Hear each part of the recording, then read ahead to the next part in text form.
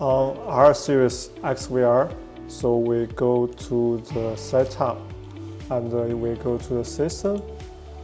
And right here, in general, in the first page, you can see right here, audio input type. You need to make sure you selected the Call X audio and apply. After that, your XVR can support the AOC function right now. On the Beach Vision XVR, so how to set the AOC function.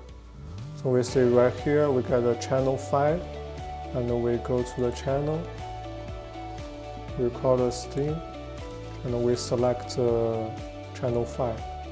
And make sure right here is audio input. Right now we need to change it to the Call X. After that, apply. Right now, your camera can support the AOC function. Thanks for watching. Don't forget to subscribe and contact us. This is the phone number and this is the email.